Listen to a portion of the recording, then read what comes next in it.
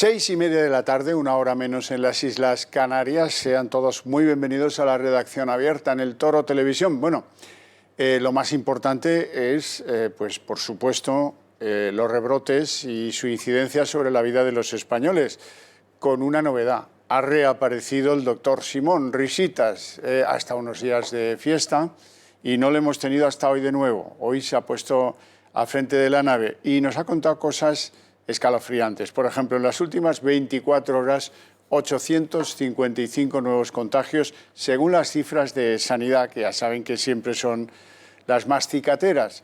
Dice Simón que en una semana hemos acumulado 6.361 casos positivos de coronavirus.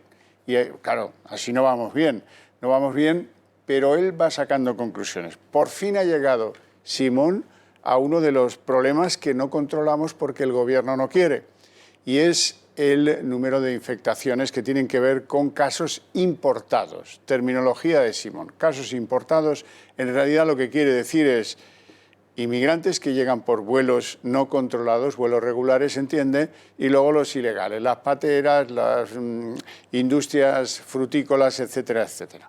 ¿Eso qué importancia tiene en el rango general? Pues según Simón, 100 casos semanales son los que nos entran, los que importamos, como si no tuviéramos suficiente con lo de aquí. Lo de aquí sigue en el disparate, porque algunas comunidades han tomado medidas restrictivas de los lugares de ocio, las discotecas, los sitios de copas nocturnos, etcétera. ¿Y qué han conseguido? Caso de Cataluña, pues que esas fiestas se trasladen a la calle, pero que no se dejan de hacer. Y por lo tanto seguimos anclados en el problema. Y hay una noticia que, aun siendo de ayer, tiene una enorme importancia que yo les quiero significar. Es lo publicado por el diario El País este domingo. Van a verlo, ahí lo tienen. Los muertos de la pandemia, 44.868. Hombre, alguno dirá, pero sí ya lo sabíamos. Sí. Pero publicado en la portada del periódico Global, el gran sostén intelectual del gobierno de Iglesias y de Sánchez, o de Sánchez y de Iglesias, tiene una importancia descomunal.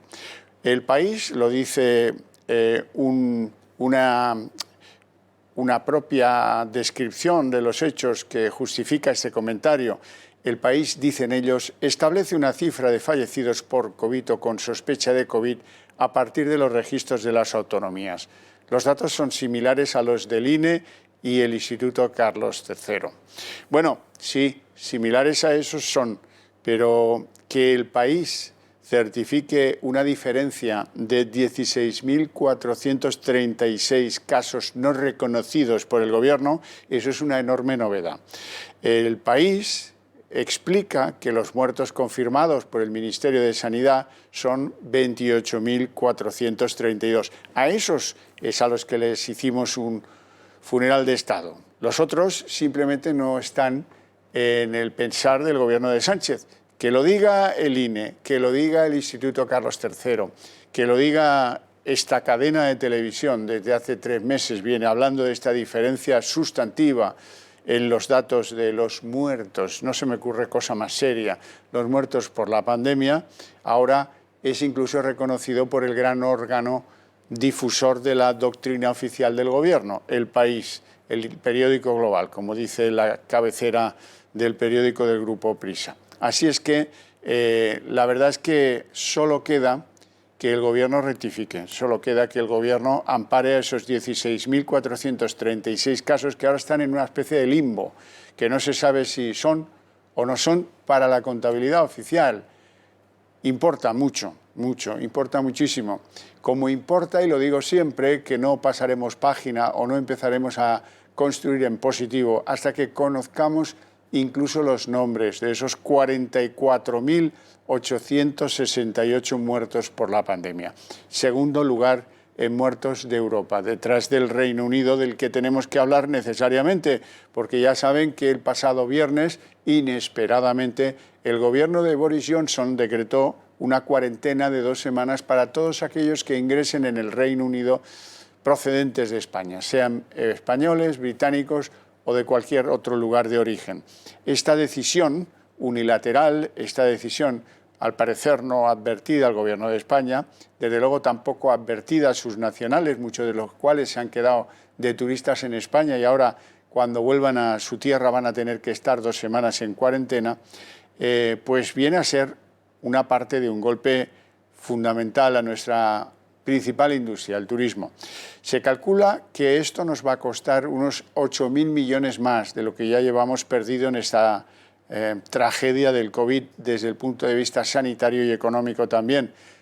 A lo decidido por el gobierno de Boris Johnson hay que añadir la recomendación, viva recomendación, uso sus palabras, del primer ministro francés a las decisiones tomadas en Noruega o en Alemania. Y es que la cosa evidentemente no va bien, va tan mal la cosa, están sucediendo tantas cosas que el asunto preocupa a la Organización Mundial de la Salud. ¿Por qué hay tantos rebrotes en España? La situación del sector turístico hoy nos va a ocupar y mucho en el programa, porque van a ver ustedes como de buena fe los hoteleros españoles se ven completamente arrojados a la ruina, se brindan a pagar los test de salida para aquellos turistas que quieran venir a España, para que puedan volver a su tierra argumentando que han salido de aquí con COVID negativo. Bueno, es un gesto sin duda que les honra e intentan salvar los muebles en una temporada que cada vez se presenta peor. Hacemos un somero repaso de cómo están las cosas, si les parece bien. En España, esos 855 casos en 24 horas que dice Sanidad haber contabilizado, pues tienen una trascendencia cada vez más concreta. Preocupa mucho la situación en Aragón, donde sigue la incertidumbre y donde la verdad es que da la sensación que es donde existe el mayor foco o donde el foco avanza con mayor velocidad. Luego está Cataluña, donde, aunque los casos desde el viernes han caído casi a la mitad, todavía preocupan esos 724 nuevos casos en las últimas 24 horas que declara el gobierno catalán y 3 fallecidos que hemos tenido en las últimas 24 horas en Cataluña. El presidente catalán, porque la justicia quiere, porque lo lógico es que estuviera ya inhabilitado, le han dado un bonus para que siga en el gobierno, no se sabe el tiempo. Hoy hacía unas declaraciones en las que no eludía el asunto. Demasiado crítica es la situación, según Torra, y se dan 10 días de plazo para tomar medidas de restricción más definitiva. A propósito de Cataluña, hay un dato muy interesante. Los cálculos de los nuevos infectados por coronavirus, de ellos se deduce que ahora mismo la edad media de los contagiados ha bajado mucho. Está en 37 años y medio. Y vamos a ver qué es lo que pasa en Cataluña y qué es lo que dice Torra.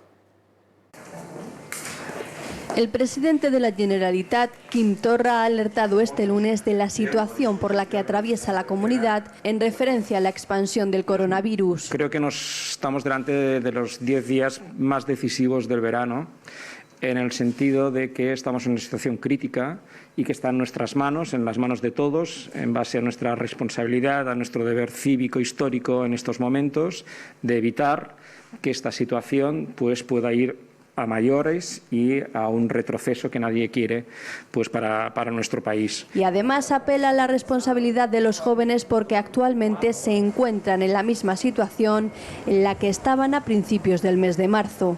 En estos momentos, celebrar un botellón es un acto de insolidaridad y, por lo tanto, hay que tener muy en cuenta esta responsabilidad. Yo les pido que recapaciten, que piensen en ello, que un día estarán en este botellón interactuando con sus amigos, que al día siguiente estarán con sus padres y sus padres luego irán a ver a sus abuelos. Y exige. Los 30.000 millones que Cataluña pide, no los pide porque sí, los pide porque le corresponde y porque los necesitamos. Finalmente ha pedido a la Consellería de Interior y a los alcaldes catalanes actuar con severidad frente a las vulneraciones de la normativa.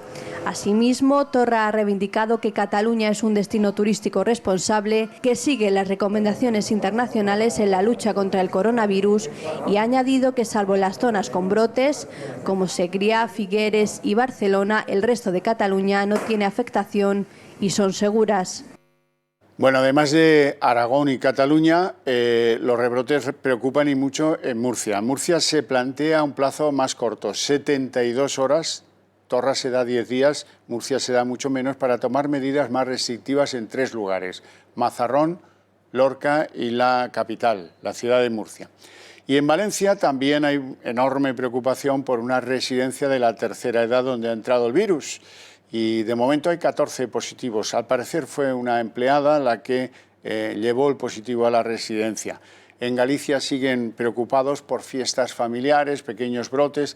Y en Andalucía, esto es lo que dice el consejero andaluz de Sanidad, Aguirre. Actualmente la tasa de incidencia, que es muy importante, luego por si sale la pregunta en el comparativo con el Reino Unido o con otros países o con otras comunidades autónomas, la tasa de incidencia acumulada en Andalucía de PCR en los últimos 14 días es un 12,23. Una tasa baja si comparamos con el resto de las comunidades autónomas y si comparamos con gran parte de los países de nuestro entorno europeo. Por debajo, por supuesto, de la media de España. Y dentro de esta tasa hay algunas provincias que se comportan mejor que otras. Almería es quien tiene la tasa más alta actualmente, con 53,99. El resto de las provincias están todas por debajo de 20. Y en Madrid la situación no es tan grave como en Aragón o en Cataluña, pero también preocupa el aumento de positivos, tanto que esta noche podrían decretarse medidas más duras sobre los locales de ocio, limitando su uso o quizás prohibiéndolo. Ya lo veremos, porque eso son cosas que están por llegar, aunque van a llegar, como les digo, esta misma tarde-noche. Y el coronavirus sigue avanzando por el mundo con una sorpresa: China, que empieza a dar casos positivos. 61, que no son muchos comparados con los que tienen, por ejemplo, en Cataluña. 61 en 24 horas, pero ya el tema empieza a preocupar. El Ministerio de Salud de China sigue aumentando su balance de casos de coronavirus al registrar 61 nuevos contagios en las últimas 24 horas, 57 de ellos de transmisión local y 4 entre pacientes procedentes del extranjero. La mayor parte de los contagios de transmisión local se han producido en Xinjiang, con 41, hogar de la minoría musulmana uigur, y después del cierre de su capital ante un repunte de los contagios. En cuanto a los casos importados, las autoridades han indicado que 2 se han registrado en Mongolia Interior. El número de decesos se ha mantenido estable, con 4.634, y los contagios han aumentado en 83.891, de los que 339 pacientes siguen recibiendo tratamiento médico. El Ministerio chino ha confirmado 2.049 casos procedentes del extranjero desde el comienzo de la pandemia, de los que casi 2.000 han recibido el alta y 80 permanecen hospitalizados, 2 de ellos en estado grave.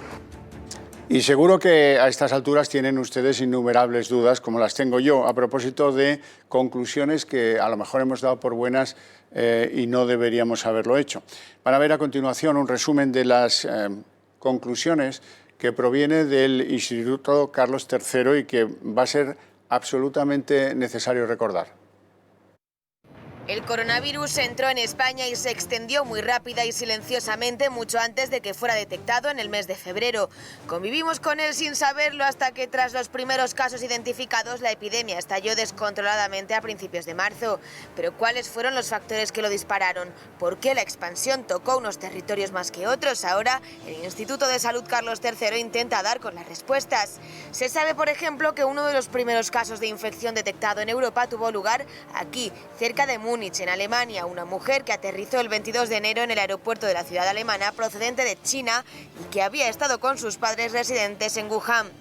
La cadena de transmisión, señala el documento, permitió detectar que uno de los 12 casos relacionados con este primer positivo de Europa se acabaría convirtiendo en el primer caso detectado en España, en un individuo que voló de Múnich a Canarias el 28 de enero. Centrándonos en nuestro país, el Carlos III señala también que los 15 genomas más antiguos del coronavirus proceden de muestras de Madrid, Valencia, Segovia y Granada de finales de febrero de 2020 y de Guadalajara, Burgos, Álava, Vizcaya, La Rioja, Tenerife y Orense de la primera semana de marzo. En este gráfico se muestra, por ejemplo, cómo ya el 25 de febrero la pandemia estaba disparada, lo que implicaría que desde días o semanas antes había penetrado con fuerza en España. El virus no es grave, decía Sanidad. En España no ha habido ninguna transmisión de este virus y, por lo tanto, en España no tenemos coronavirus. No tenemos coronavirus de este. Y en este estudio se recogen también distintas conclusiones sobre el virus elaboradas por Reino Unido, donde se destaca que 1 de cada 3 importaciones en el país procedían de viajeros que venían de España desde el 16 de febrero.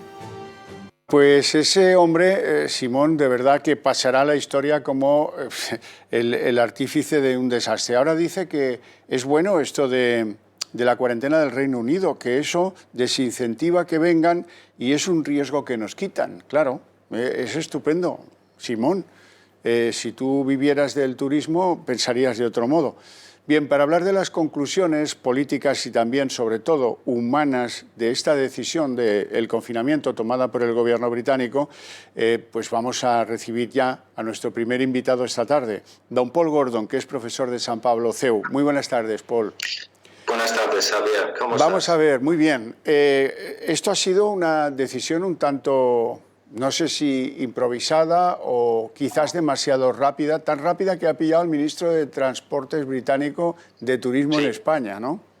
Sí, el ministro para Londres también está aquí en estos momentos. La verdad es que nos ha pillado casi a todo el mundo de sorpresa. A mí me parece, igual que a muchos británicos, que este tipo de medida es demasiado generalizada, que hay muchas zonas de España que tienen una tasa de contagios, como hemos oído en tus reportajes, mucho más bajo que en muchas zonas de la propia Inglaterra.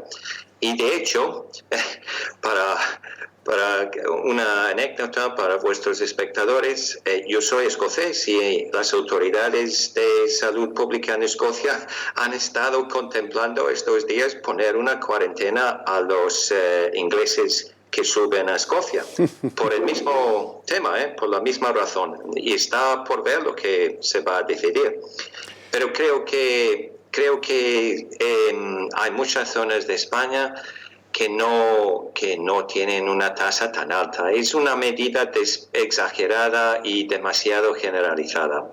Bueno, quizás sería bueno para los espectadores y para mí que nos hicieras balance de cómo están las cosas del COVID en el Reino Unido. Ya sabemos que es el país con más fallecidos, pero allí también se están produciendo los rebrotes que vemos en España.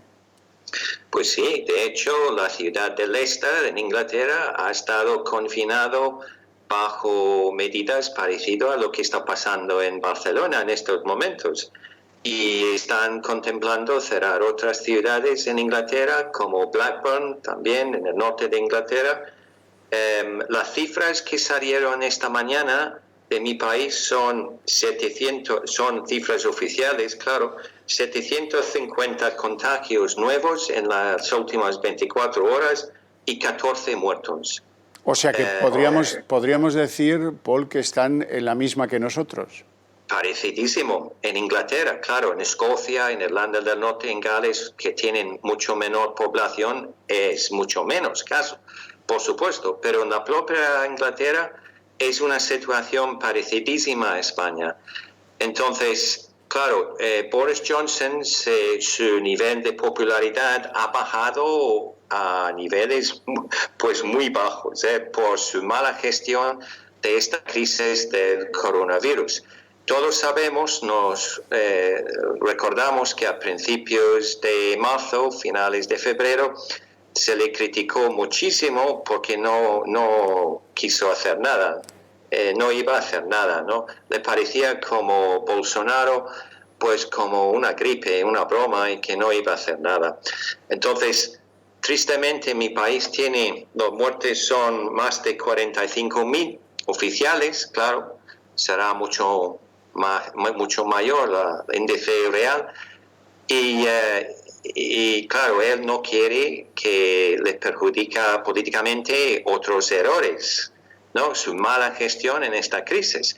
Por eso han tomado probablemente esta decisión tan por sorpresa y deprisa y corriendo, unilateral, probablemente para hacer ver entre la opinión pública británica que están haciendo algo, ¿no?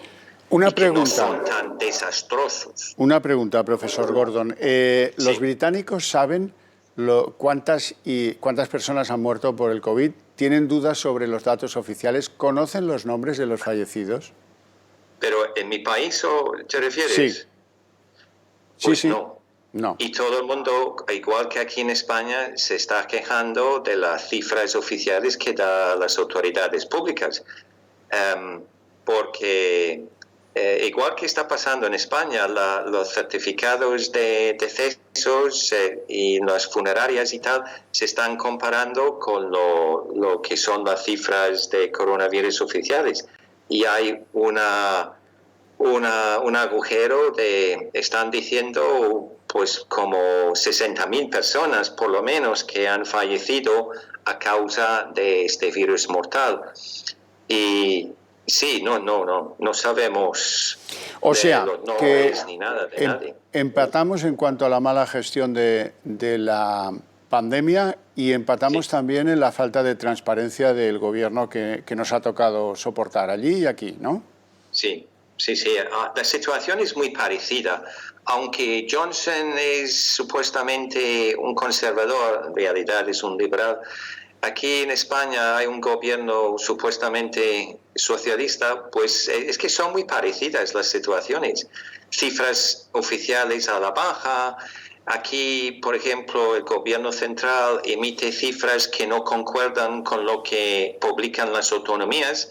Y de hecho, una de las razones por que el gobierno británico ha tomado esta decisión está basado en las cifras que dan las autonomías, no el gobierno central, porque hay bastante diferencia entre lo que declaran las autonomías y va sumando las cifras de las autonomías y lo que dice el gobierno central. Hay una diferencia, ¿no? Enorme. Bueno, vamos con el asunto humano. Decidir como turista no venir a España, pues es relativamente grave, sobre todo si ya estás en España. Ahí hay un problema. Pero luego hay unos 400.000 británicos que viven a caballo entre el Reino Unido y España, que tienen propiedades inmobiliarias aquí, que tienen parte de la familia aquí y allá, y que a lo mejor esperaban verse ahora en el verano con las vacaciones, y todo eso plantea un enorme volumen de dramas humanos y familiares, porque no van a poder, no creo que puedan asumir esas 2 semanas de cuarentena, con lo cual pues se va a frustrar la idea de poder ver a los abuelos. Por ejemplo, el caso típico, los abuelos jubilados viven en España y esperaban pues una reunión familiar que no se va a producir muy probablemente. Sí, pues es verdad, eso es así. Mi propia situación, mi madre es viuda, vive en Escocia y yo normalmente voy a verla todas las veces que puedo, sobre todo en verano. Y eso es así, yo ya con estas historias de cuarentenas generalizadas, pues no puedo ir a verla, porque no me voy a quedar atrapado 14 días en su casa, es que es ridículo. Yo creo que uno de sus reportajes comentaste que unos empresarios en España se han ofrecido a hacer pruebas de COVID a los turistas británicos antes de retornar a su país. Yo lo veo muy buena idea. Y así se dice el carpetazo, se quita la alfombra por debajo de los pies de Boris Johnson. Que él, yo creo que, aunque la medida se entiende el razonamiento, yo creo que en el fondo él realmente solo quiere salvaguardar su popularidad en caída libre.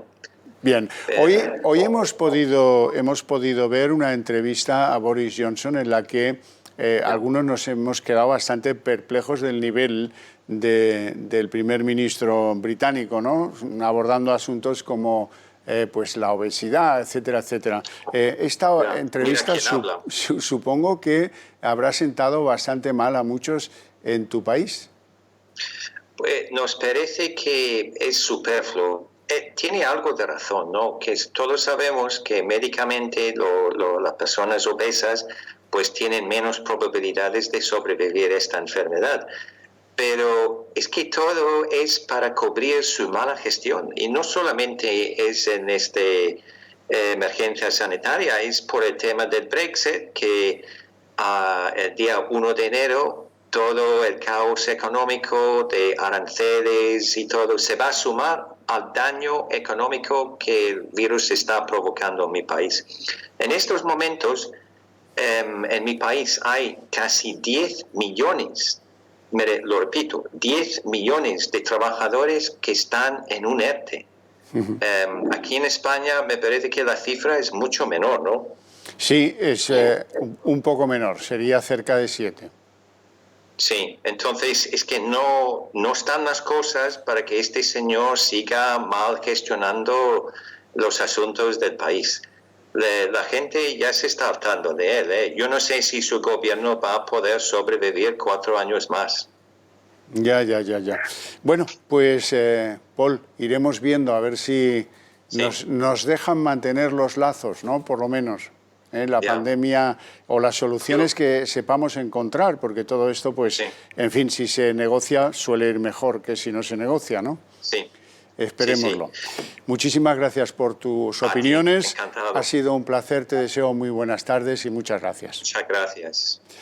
Bueno, pues ya empiezan a haber algunas voces claramente discordantes con la posición de Pedro Sánchez, que se preguntan, bueno, ¿y en todo este tiempo qué ha hecho el Gobierno? Y en todo este tiempo, ¿por qué no hay un plan B? Y en todo este tiempo, ¿cómo no se toman otro tipo de medidas? ¿Y por qué el Gobierno las ha dejado en manos de las comunidades autónomas y no ha tomado las riendas del problema que ahora mismo tenemos?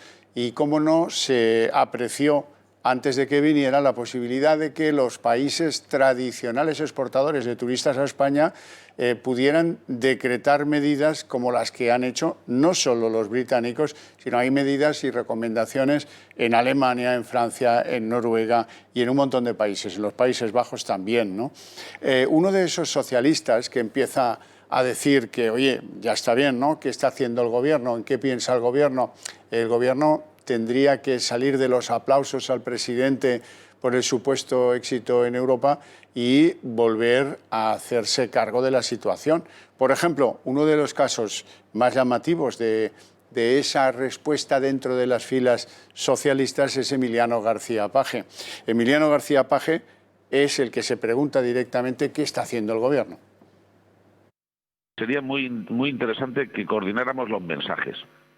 Porque ahora podemos echarnos las manos a la cabeza porque los británicos han dicho que no vienen. Pero vamos a ser conscientes, hace unas semanas el Gobierno estaba diciendo que estábamos prácticamente en la presencia de la segunda ola. Claro, si España proclama que está en segunda ola, pues como comprenderán, se va a producir reacciones espasmódicas de otros países, cuando además no estamos en segunda ola, porque no estamos en segunda ola. Están aflorando muchos casos porque se están haciendo muchísimas más pruebas que nunca, porque hay muchísimos más test y porque además hemos puesto un sistema de rastreo. Estamos buscando casos y se está actuando. Razonable, sí, pero no se explica cómo no se han tomado medidas en los aeropuertos. Dice Simón ahora que el problema son los importados, las fiestas y todo eso, y los importados, que nos producen 100 contagios semanales que probablemente podríamos evitar si en las puertas de entrada, esto es en los aeropuertos, se hicieran esos test y se tomaran pues más medidas de control que las 3 que tenemos ahora y que son el control visual, la temperatura y la firma de un documento conforme entras sin COVID, que, en fin, que ya me contarán. Eso es una reclamación que han hecho los gobiernos autónomos de Murcia y de Madrid, pero que no parece que el Gobierno tenga ningún interés en seguir. Respecto a la pregunta, ¿por qué hay alguien que habla de segunda oleada? Si estamos o no estamos en una segunda oleada. Bueno, pues eso, el origen es la sustituta de Simón. Simón se va de vacaciones y deja a una sustituta que atiende esa rueda de prensa, perfectamente prescindible, por cierto. Y en esa rueda de prensa es cuando ella dice, sí, es posible que estamos en una segunda oleada. A partir de ahí, pues automáticamente los gobiernos lo que no quieren es que los turistas vengan a España y traigan de nuevo el COVID a Francia, a Alemania o a los Países Bajos o a Noruega, como les decía antes. La cuestión es, ¿a quién se le ocurre decir eso? Lo dice hasta Emiliano García Paje, tiene toda la razón. Pero es que ¿harán algo bien en la gestión de esta maldita pandemia? En fin, nos vamos a ir a publicidad y luego abrimos la fase económica que hoy baja buena.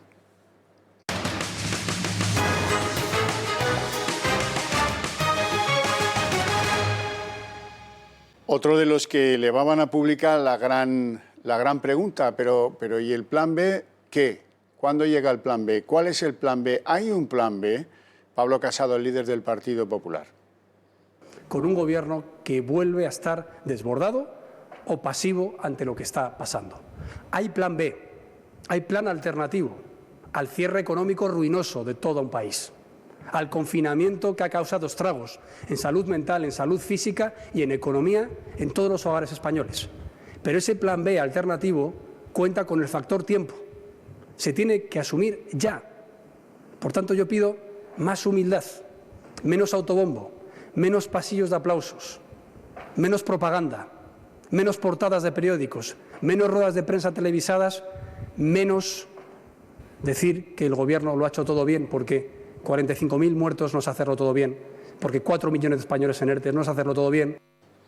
Por eso, portadas como la del País, de la que hemos hablado antes, son muy importantes, porque han perdido a su gran aliado en la ofuscación de mantener como cifra oficial de muertos 28.432, cuando son 44.868. La enorme diferencia de 16.436 que por el camino se les pierden.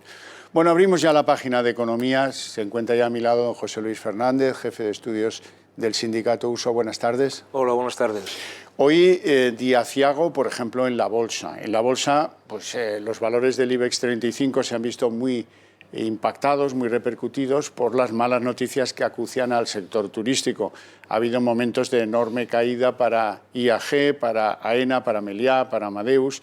Al final la sesión cierra perdiendo los 7.200 puntos, el IBEX baja un 1,70% y las compañías que bajan, además de CIE y de ENCE, pues la mayor parte de ellas son, su negocio es turístico. Las compañías que ganan terreno en el día de hoy, pues no, en fin, la lista casi se acaba con la que más avanza, Siemens, que gana 1,86. Bueno, don José Luis, impacto brutal. Hay empresarios del sector turístico que hablan de una cifra, 8.000 millones. Sí, pero es que, vamos a ver, el problema del turismo es muy sencillo. O sea, así como la industria, por ejemplo, si un coche no lo vende hoy, lo puede vender la semana que viene, o dentro de 15 días, lo puede dejar en stock, incluso hacer después unas rebajas. El caso del turismo no. Oiga, la plaza de hotel que tú no ocupas hoy, ya no la ocupas mañana. Perdida. Si tú lo pones hoy una cena, ya no la pones mañana, pondrás otra. Es decir, lo que no ingresas en el momento, lo dejas de ingresar de por siempre. Por tanto, teniendo en cuenta cómo está el ciclo, teniendo en cuenta que buena parte de nuestro crecimiento del PIB ha estado muy vinculado al sector turismo, fundamentalmente al turismo que nos viene de fuera, el turismo de no residentes, pues hombre, los datos son espectaculares, sobre todo cuando el Reino Unido, que es el que más nos aporta, el Reino Unido nos viene aportando el 21% de la gente que viene de fuera. Entonces de repente dice, oiga, cuarentena a todo el que venga de España, pues hombre, la gente ¿para qué va a venir? Si luego no sabe si va a poder volver, ¿no? Si, oiga, ¿cómo se me tiro 15 días si mis vacaciones son de...? La cosa es muy compleja, es que Noruega ha dicho cuarentena al canto, es que otros países están diciendo, oiga, es que Francia está diciendo, oiga, no pasen ustedes a Cataluña, claro, no pasen a Cataluña, no pasen a España, porque oiga, es el portillo de entrada. Y Alemania, y Bélgica. Entonces el tema es tremendo, ¿no? O sea, entonces yo creo que la situación del turismo y lo que está asociado al turismo, vamos a ver, es decir, la gente cuando viene un turista, viene y ocupa una habitación de hotel, come fuera, compra fuera, visita establecimientos de ocio, cultura, es decir, somos un conjunto de cosas que se dejan de hacer, ¿no? Y para esto este gobierno está mirando para otro lado, ¿no? Es decir, si hay un sector que necesita ser ayudado precisamente por esas características, ¿no? Todo lo que tiene que ver con el turismo no puede hacer stock, no puede almacenar nada.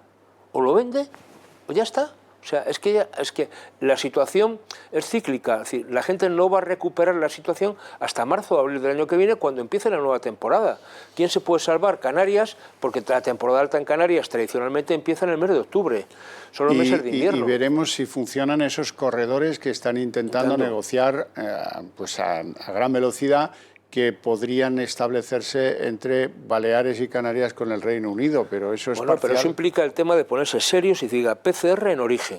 Y ya está, no pasa nada. ¿Que eso es mano de santo? No, seguramente se nos cuele gente, sea difícil, pero hombre, da una cierta seguridad. Pensando en los que vienen. Oiga, si todos los que vienen conmigo vienen igual que yo estoy bien y a todos les han hecho la misma prueba y todos hemos dado negativo, pues hombre, los que llegamos en paquetito vamos bien. Si vamos a un sitio donde todo el que está también se la ha hecho, pues me da tranquilidad y por tanto anima a la gente a venir. De lo contrario no se sabe. Y hemos tenido tiempo para arbitrar procedimientos. Por favor, hemos tenido tiempo de sobra. Pero vamos a ver, yo les pongo un ejemplo que todo el mundo entenderá. Cuando uno tiene que viajar a veces a algún país africano, pues a uno le exigen un calendario de vacunación. No entras a ese país si no te has vacunado. Oiga, pues entonces, ¿qué pasa? Para venir a España, pues exigimos una PCR negativa. ¿En cuánto? Pues hecha una semana antes, hecha 5 días antes. Ahí ya, yo el criterio médico me parece que es clave y determinante en qué periodo de tiempo. Pero dicho esto, oiga, no puede ser, es que pases por el aeropuerto y te miren. Pues este parece que sí, este parece que no. Mira cómo tose aquel. Claro. Ya, sí. Bueno, hoy ha descubierto Simón, Albricias y Cornucopias, ha descubierto que tenemos un problema con la inmigración, con los casos que él llama importados, que se me antoja un capricho, que son, por un lado, los ilegales, que vienen a España pues a la recogida de la fruta o en patera, y por otro lado, los vuelos regulares, que no están bien controlados. Pero a pesar de que lo explica Simón en su rueda de prensa hoy y que dice que se nos cuelan 100 cada semana infectados por COVID, el gobierno está a por uvas. Sí, pero es que hay que poner remedio. Es decir, vamos a ver, la situación de los temporeros no es nueva, es decir, no es el primer momento. Oiga, ya sabemos que en determinadas épocas en Huelva hay que recoger la fresa, en Almería están los invernaderos, la fruta en Cataluña, en Lleida y tal. O sea, eso ya se sabe. ¿En qué condiciones viene esta gente? Nos damos cuenta ahora que viven hacinados. Oiga, ustedes son los progres. Ustedes son los que se preocupan, el escudo social, que nadie se quede atrás. ¿Y qué pasa? Si vienen de fuera de España, si son temporeros o vienen para esa temporada, da igual. Y luego, es que vienen de fuera y nos traen el brote. Pero es que hay gente que ha venido en avión, de países latinoamericanos, donde está descontrolado absolutamente el virus y no pasa absolutamente nada. Buenos de los brotes que han pasado en Galicia y en alguna otra región son precisamente gente que ha venido de fuera. Entonces, ustedes se quedan mirando. Me parece que de verdad este gobierno, yo sigo diciendo lo mismo, además de decir lo que tiene que hacer es hacer. Y me parece hacer cosas en positivo. Mire, un dato ya que no hemos comentado antes con lo del turismo, pero es que me quedó muy impactado, ¿no? En el mes de marzo teníamos una ocupación, el mes de marzo, cuando empezaba este bollo, ¿no? Pues el gasto medio por turista eran de 1.097 euros y la estancia media de 7,22 días. Y vinieron más de 2 millones de turistas el mes de marzo, que no es un mes, bueno, Oiga, mes de mayo, el último dato que he mirado, del INE, gasto medio por persona, 0. Duración de días, 0. Turistas que han venido, 0. Pues oiga, si usted empieza a contar 2 millones en el mes de marzo a 1.000 euros por persona, empieza a hacer cuentas, ¿eh? Pero es que la inacción nos cuesta, en términos de economía, una barbaridad a los españoles y desde luego el sector turístico tiene toda la razón de estar absolutamente quemado. Quemado porque han estado haciendo proposiciones. Aquí hemos tenido al gerente de Exceltur innumerables veces contando todo el trabajo que ellos han aportado a la administración durante la pandemia y después de la pandemia, buscando pues hacer pruebas con turoperadores, buscando generar pasillos seguros, buscando planes que den seguridad. Y de todo eso, nada, de nada, de nada. En fin, es que es alucinante. Miles de familias, don Xavier, miles de familias se quedan. Miles de familias, claro.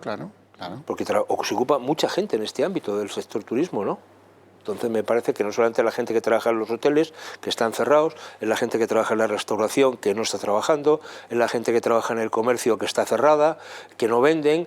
Y bueno, es un auténtico drama, y esto no se recupera. Y por tanto, este gobierno se tiene que ir pensando con el tema del turismo que los ERTEs o estas situaciones flexibles para de alguna manera capear el temporal, hay que llevarlas hasta que se reinicie la próxima temporada, salvando el tema de Canarias, donde la temporada alta empieza en el mes de octubre y vamos a ver cómo llegamos ahí y en qué condiciones. Vamos a ver porque la cosa no pinta bien con estos volúmenes de... Fíjense, en China están preocupados porque tienen 63 contagios.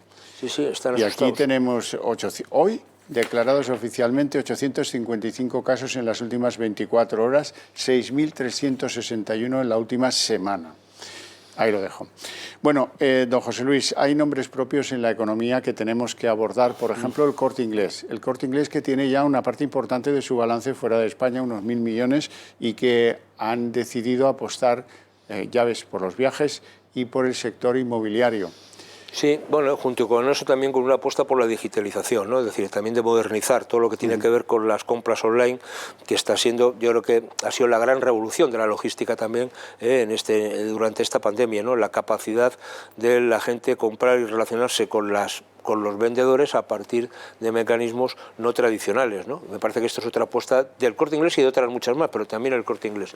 Hombre, lo del viaje yo no sé si esto es una operación tiburón en el sentido de decir, oiga, esto al final, como esto es cíclico, este año lo tenemos perdido, pero si yo hago una inversión pensando en el año que viene y en el futuro, y sobre todo porque el turismo se puede y se debe recuperar en España, pues a lo mejor es una buena apuesta, ¿no? Sobre todo, hay muchos hoteles en venta, hay muchos establecimientos que no van a llegar y que es una buena oportunidad para que el pequeño desaparezca, ¿no? Claro. Y por tanto, las grandes fusiones. Y luego el tema inmobiliario, yo creo que tiene que ver fundamentalmente, no tanto porque se vayan a poner a vender pisos, sino como a gestionar sus propios inmuebles, es decir, crear una sociedad para la gestión de sus propios inmuebles, no sé si autovendérselos o autoalquilárselos o qué harán con ellos, pero tiene que ver mucho con los grandes y buenos y en sitios céntricos, ¿no? Donde tiene los inmuebles el Corte Inglés, ¿no? Uno puede pensar en el centro de Madrid, que, vamos, no es mal sitio, ¿no? Donde está ubicado. No. Bueno, y hoy es un día clave para el futuro de Abengoa. El grupo tecnológico andaluz decide hoy si continúa activo, si continúa puertas abiertas o si tiene que dejar de hacerlo. Mientras tanto, pues está negociando con sus acreedores, está negociando con la banca, está negociando un plan de salida que no es nada fácil. Bueno, pero yo creo que al final, no sé si es la tercera, la cuarta, la quinta, vamos, esto no es nuevo en Abengoa, y yo creo que al final, por el tema de que es una empresa estratégica, por aquello de que se va a ver una apuesta teórica, tanto con los planes de la Unión Europea como lo que anuncia este gobierno, y digo anuncia, porque siempre es que tiene que ver con todo lo que viene con las energías renovables, y por tanto hay, digamos, con la capacidad de la autogeneración por la vía eólica, bueno, pues ahí tienen un campo para trabajar esta gente. Otra cuestión es si ese campo ya está especialmente trillado y ya no da para mucho más, ¿no? Y al final, cuando después de tanto ir el cántaro, ¿no? Pues que al final acaba rompiéndose. Este es el drama, yo creo que de Abengoa, ¿no? Hoy se ha comunicado una operación que tiene que ver con energías fotovoltaicas, las que dependen de la energía solar, en definitiva. Es una alianza estratégica entre ACS, la constructora o grupo constructor, que tiene como presidente a Florentino Pérez, y la portuguesa Galp. Se van a unir en ese propósito fotovoltaico y eso le viene muy bien a Florentino Pérez para no tener que vender o cerrar o desnivelar la división fotovoltaica. Bueno, yo creo que esto en el fondo, no sé el alcance, pero esto sí que viene a modificar el acuerdo inicial que habían llegado hace 6 meses, en enero. Es decir, porque teóricamente lo que habían acordado era que Florentino vendía a Galp esa división. Al final han modificado los términos del acuerdo y lo que crean es una nueva empresa, por decirlo así, donde participaba por las dos con el 75%, números redondos, de Galp y el 25% de ACS, ¿no? Bueno, y a partir de ahí lo van a gestionar todo el tema. Lo que está claro es que el desarrollo que se vaya a hacer en España de este tipo de instalaciones fotovoltaicas lo va a hacer Cobra, que es la filial de ACS, con lo cual todo se queda en casa. No vendo, la empresa tengo participada, pero la instalación, el desarrollo y la puesta, digamos, en el campo de los paneles solares la hace una empresa mía. Yo creo que todos salen beneficiados. Galp también empieza a abandonar, no solo que es el petróleo, también apuesta por otro tipo de energía, y yo creo que en ese sentido no es mala la operación, ¿no? Sobre todo porque hay que diversificar, sobre todo en España, donde alguna apuesta razonable en el campo energético tendríamos que hacer. El problema es que al final la mayoría accionaria la tiene la compañía lusa, con lo cual al final realmente tenemos poca chance propia, ¿no? En el tema energético... Ese es el siguiente asunto que le quiero plantear. La crisis del coronavirus pues ha golpeado a todas las compañías, operen donde operen. Y claro, a la hora de repercutirla, pues una cosa es que trabajes en Rolls-Royce en Inglaterra y otra cosa es que trabajes en la filial vasca ITP Aero. Son bastantes 1.500 trabajadores y se ha anunciado el despido de 600, el 15% de su plantilla o más.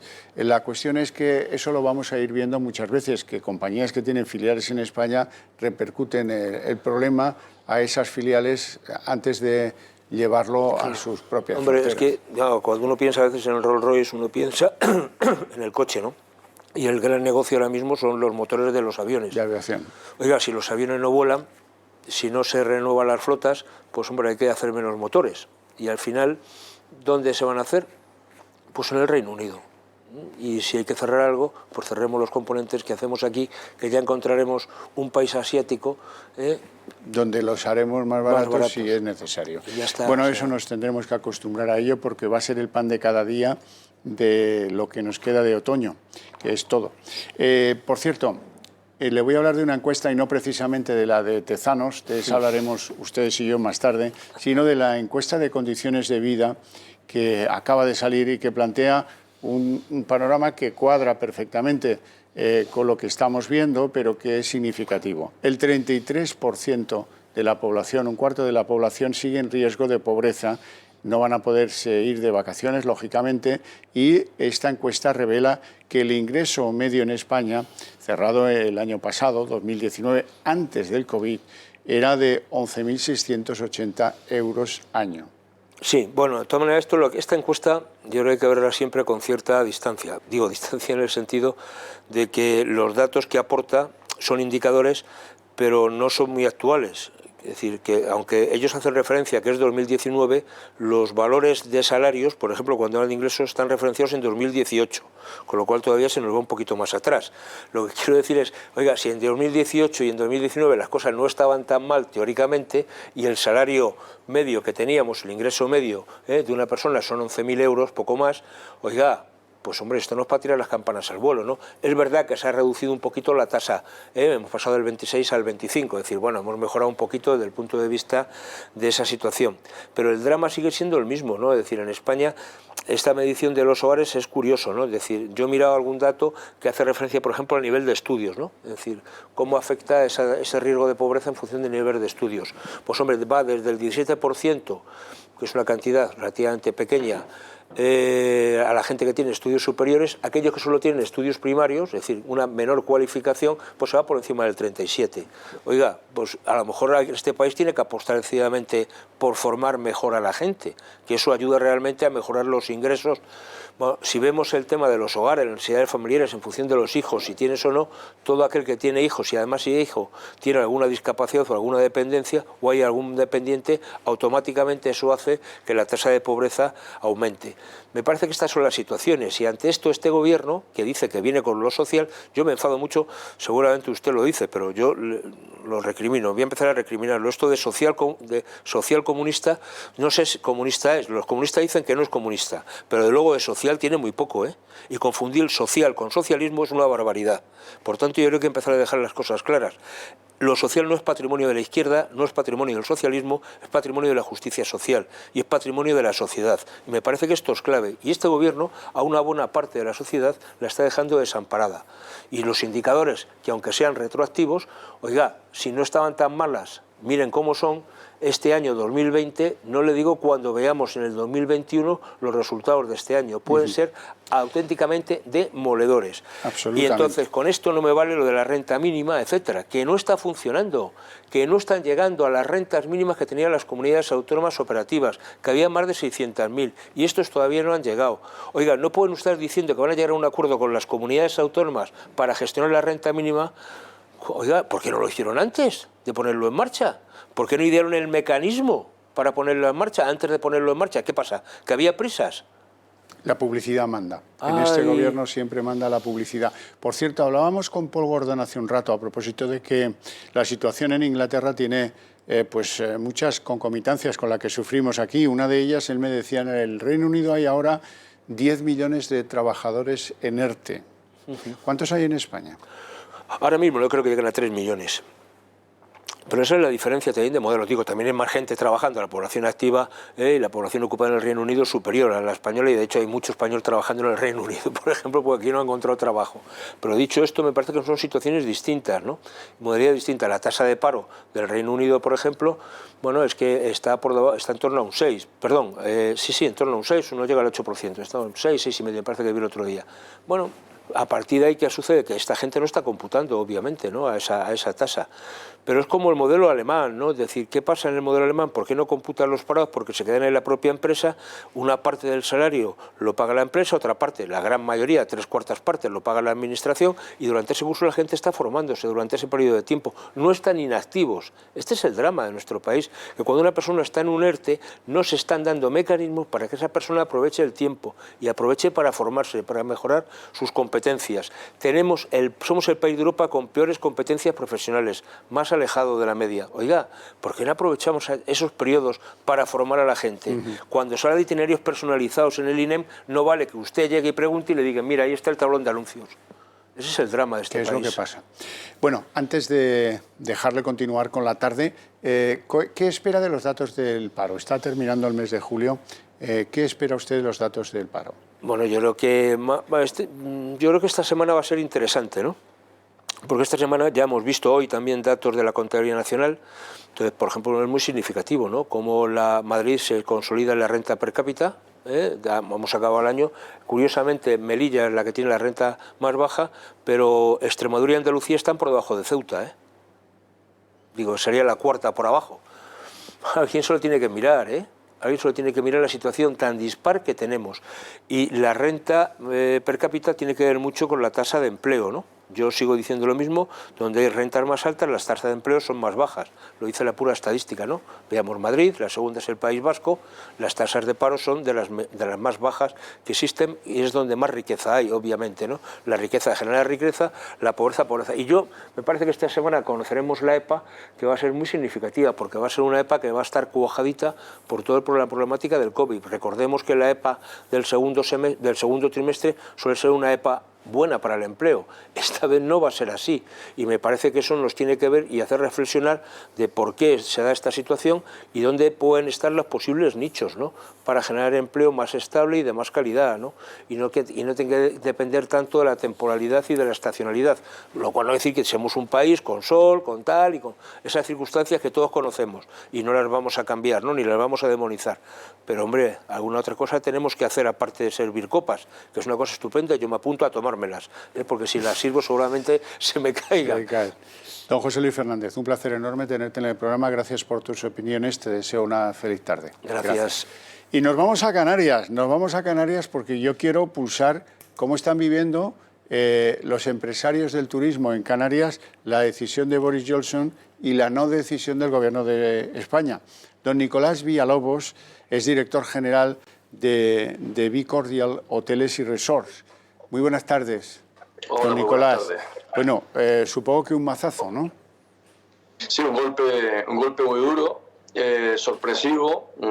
Este fin de semana estábamos con la ilusión de ver que los turoperadores ingleses empezaban a reactivar su conectividad internacional con las Islas Canarias, y de hecho pues hay turoperadores como Jet2, que había empezado el 17 de julio, y bueno, pues nos llevamos la sorpresa de que decide sorpresivamente Boris Johnson pues en decretar esa cuarentena forzosa para todos los turistas ingleses cuando retornen a su país, ¿no? La verdad que es un mazazo, es un golpe, y todavía digiriéndolo y tratando, como he sabido, pues desde aquí, desde Canarias, de la mano de los Baleares, pues poner en valor la poca prevalencia que ha tenido el virus en estas latitudes para conseguir unos territorios, unos cordones sanitarios o unos que permitan pues que se mantenga esa conectividad aérea y esa reactivación económica tan necesaria por aquí. Ahora mismo Canarias es infinitamente más segura en términos de contagios y de rebrotes que Inglaterra. En cualquier caso, ¿qué saben ustedes de esos corredores? ¿Cómo van? Bueno, pues se está trabajando desde el Gobierno de Canarias y el Gobierno balear, y por supuesto entiendo que de la mano del Ministerio de Asuntos Exteriores, pues intensamente con la Embajada Británica y con el Gobierno británico, pues para ver si se toma conocimiento y si se toma en consideración, pues que como se apunta en estas dos regiones, la prevalencia del virus es muy baja, felizmente, mucho más baja que la que tienen en Inglaterra, y que en esa consideración se entienda que estos territorios insulares no suponen ningún riesgo a sus nacionales, sino más bien al contrario, están más seguros aquí que en su propia casa, ¿no? Y entonces, pues que tomando esto en consideración, pues se libere esa medida tan medieval que es la pretendida cuarentena. Y además, suena absurdo, o sea, diga usted que se va a hacer un test PCR a la llegada, si se quiere, pero ¿qué es esto de que se tenga que confinar 2 semanas? La verdad que son recursos medievales que se entienden poco, ¿no? Pero en cualquier caso, más allá de esta divagación en relación a los test PCR, incidir en que la prevalencia del virus, tanto en Baleares como en Canarias, es muy inferior a la que tienen en Inglaterra y que por tanto poco sentido tiene esto. Eso está claro. Hay una propuesta, al parecer, de los empresarios turísticos españoles que están dispuestos a financiar el test de esos turistas cuando vayan de vuelta al Reino Unido.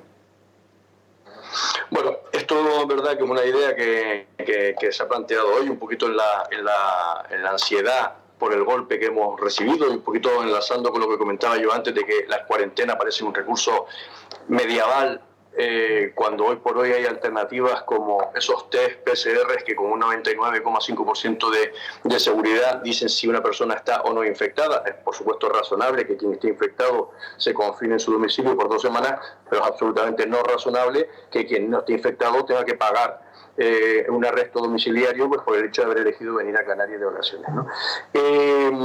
La idea de que sean los hoteleros quienes lo paguen, a mí, bueno, pues en el contexto de ansiedad y desesperación, pues se puede llegar a entender que se vierta como idea, pero me parece negativa, ¿no? En el sentido de que el turismo no de los hoteleros. O sea, los hoteleros somos una de las piezas en la economía y en el engranaje social, pero el turismo no beneficia solo a los hoteleros. El turismo beneficia al taxista, beneficia al restaurante de la playa, beneficia al dentista que le quita el diente al taxista, beneficia a la sociedad. A mí me parece la idea esa de la SEAT no me parece acertada, porque el turista no es del hotelero, el turista es de la sociedad. El turista es esa fuente de generación de riqueza que tiene nuestra economía. En Canarias dependemos el PIB de forma directa en un 40%, pero de forma indirecta al 80-85%. El turismo es de todos. Y el turismo es el motor de todos. No tiene que pagar una parte, lo tendremos que pagar todos si es el beneficio de todos. Me parece una idea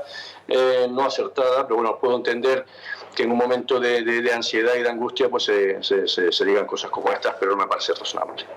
Y la evidencia de que nuestro gobierno ha perdido el tiempo y no ha tenido a bien diseñar un plan B, y mira que el sector turístico le ha propuesto cosas al gobierno, no se ha hecho nada, y pensando en Canarias, que la temporada alta empieza en octubre, pues hay que ser más diligentes para que no pierdan también, porque vete a saber cómo estamos en octubre, para que no pierdan también esa oportunidad de hacer lo suyo, lo que saben hacer sobradamente, ¿no?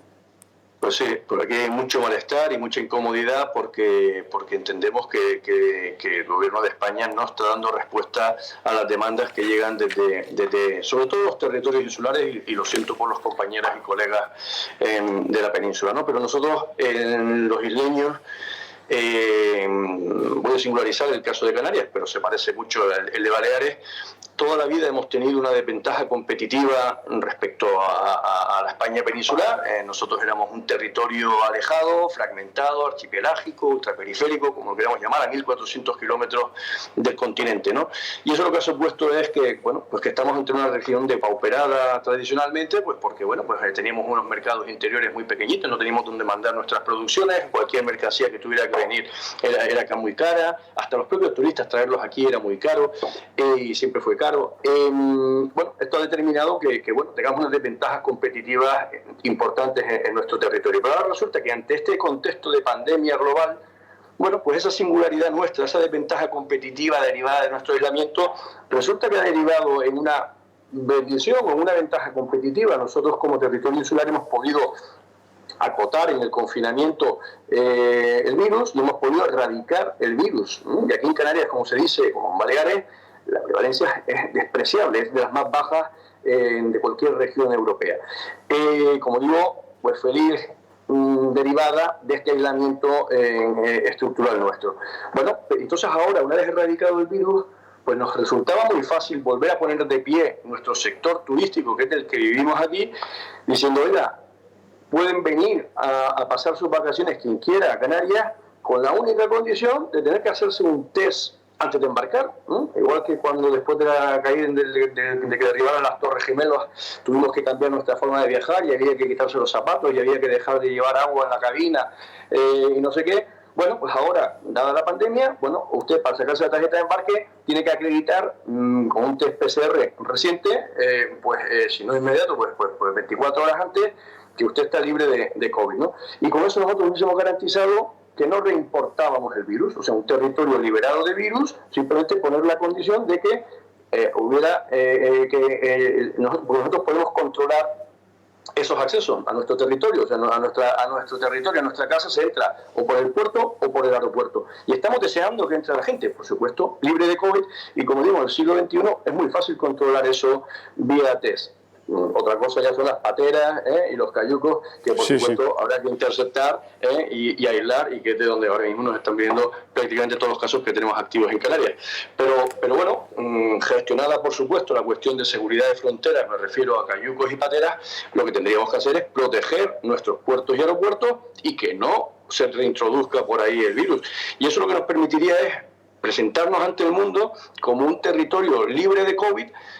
Lo digo porque algunos compañeros decían, hombre, que es un engorro que el visitante se vaya a tener que hacer un test PCR, no sé qué, del hisopo en la nariz 24 horas antes, y que eso es muy incómodo.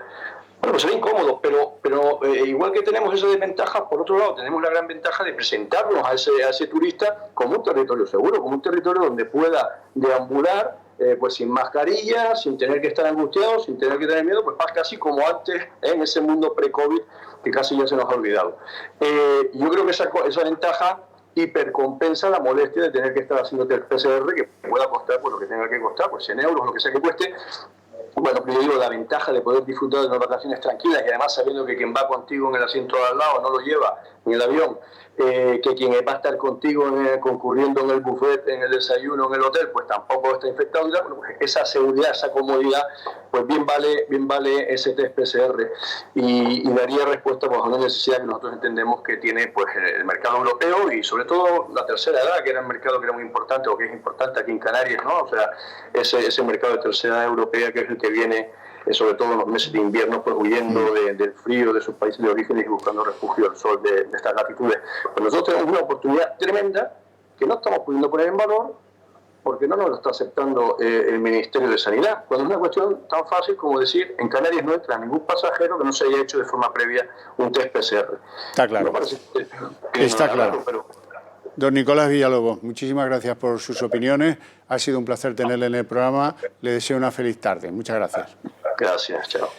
Nos vamos a unos consejos publicitarios. Apenas 2 minutos, estamos enseguida de vuelta.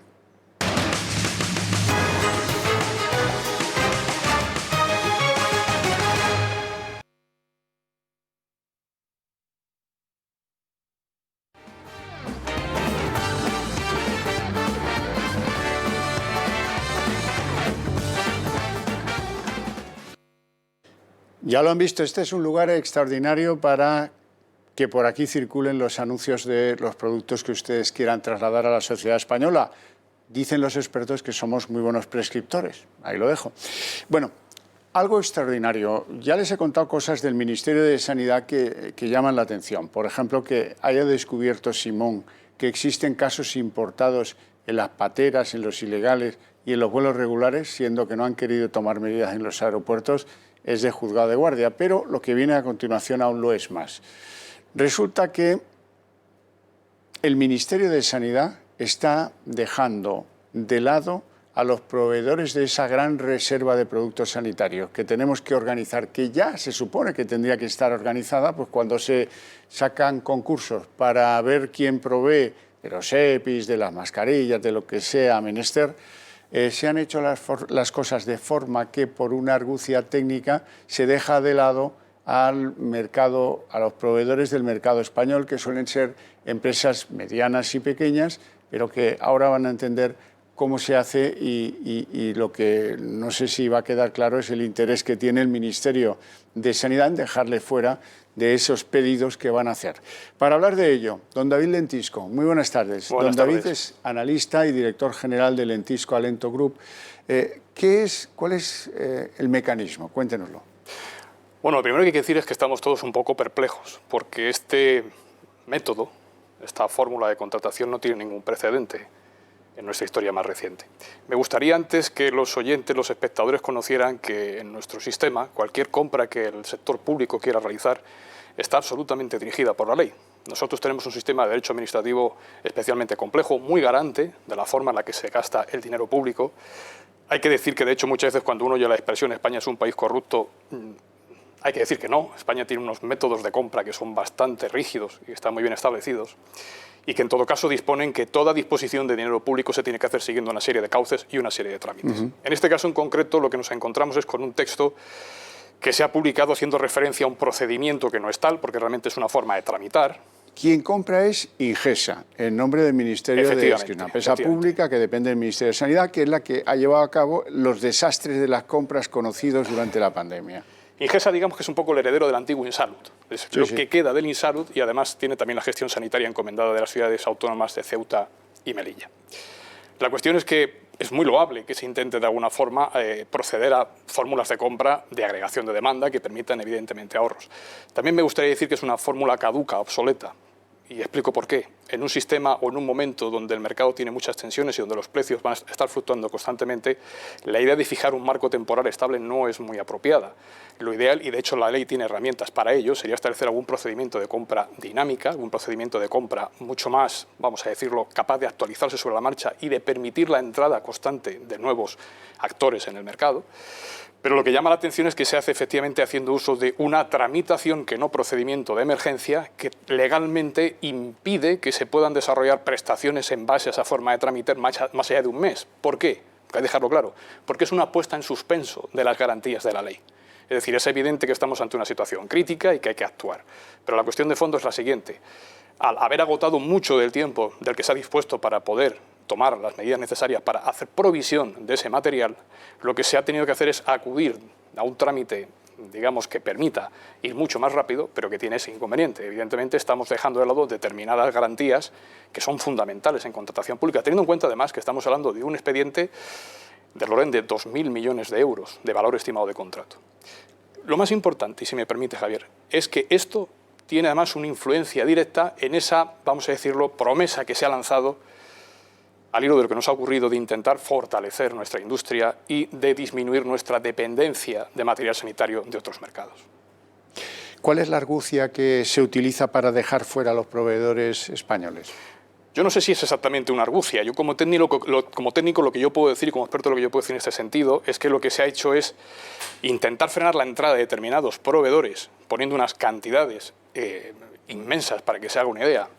Tenemos lotes a los que es necesario facturar anualmente cantidades cercanas a los 300 millones de euros. No hay prácticamente en España empresas, ni siquiera multinacionales, que facturen esas cuantías.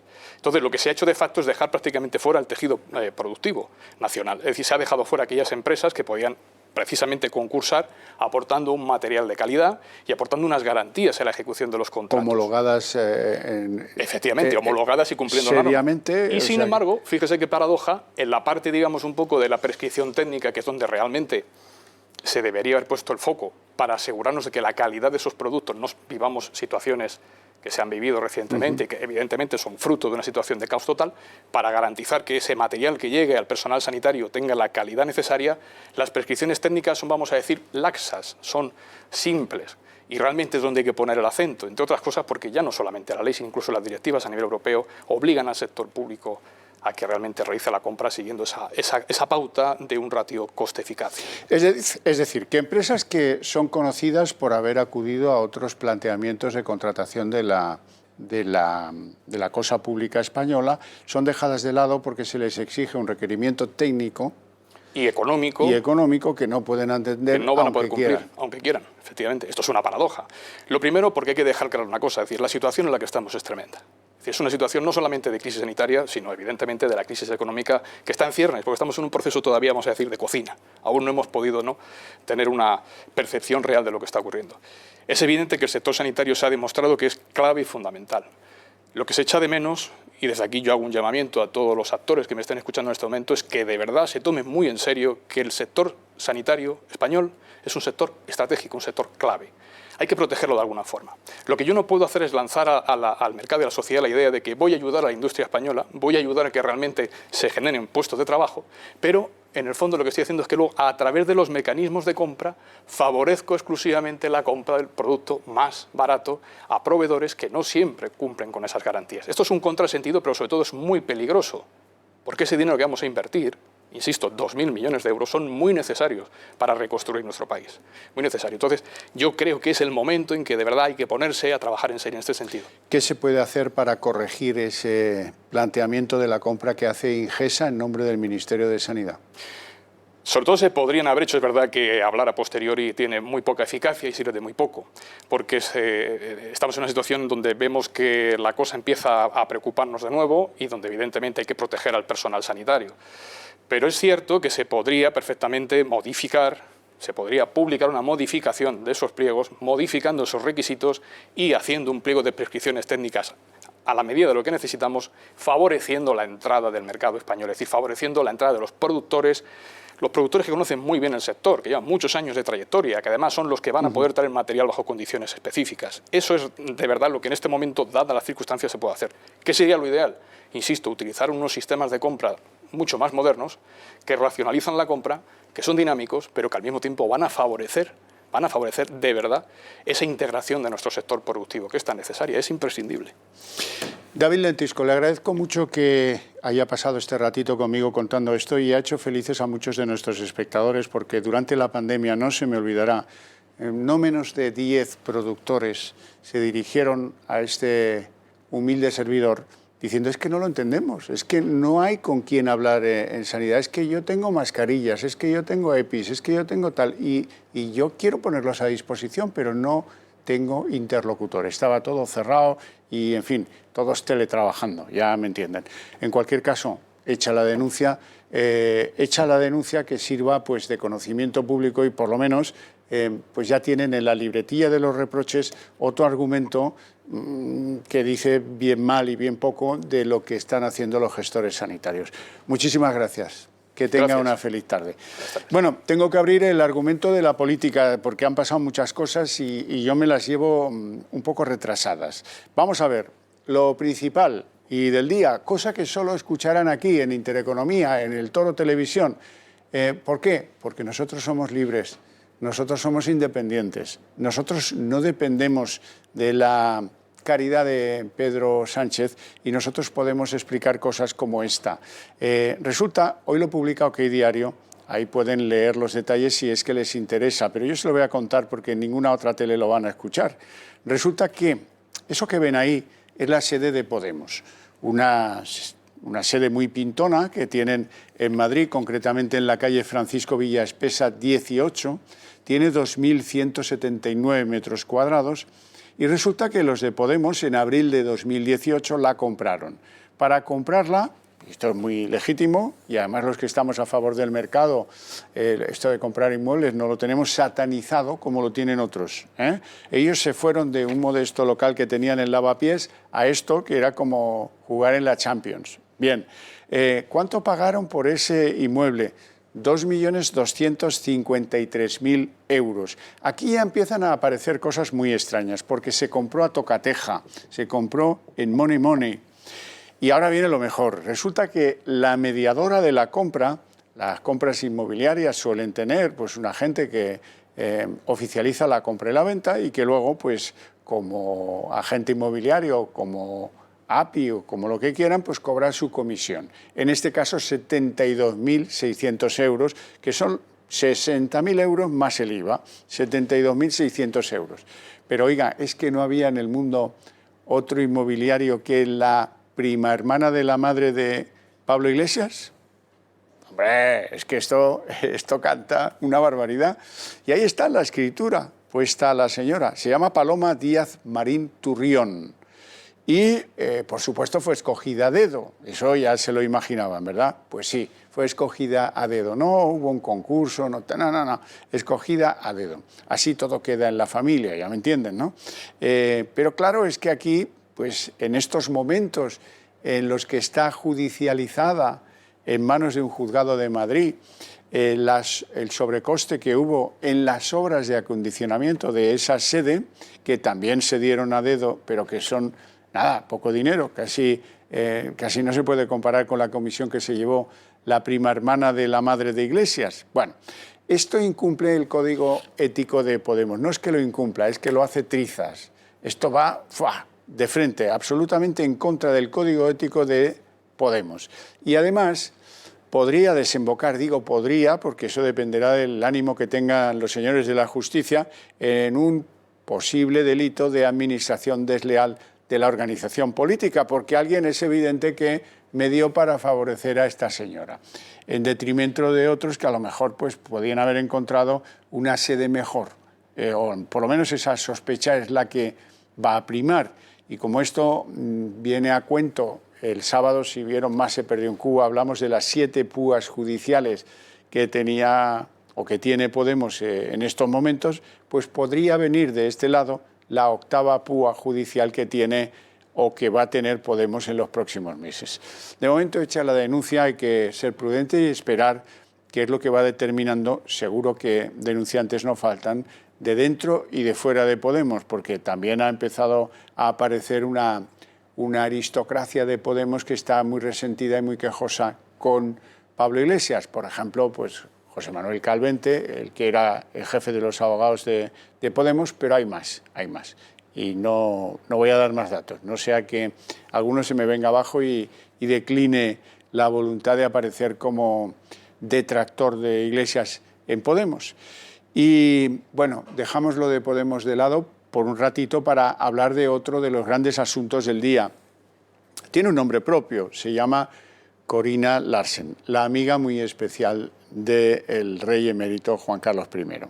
Bueno, resulta que la justicia, en este caso la Audiencia Nacional, en este caso el juez Manuel García Castellón, ha decidido reabrir algo que había cerrado en falso un juez anteriormente. El juez se llama Diego de Egea.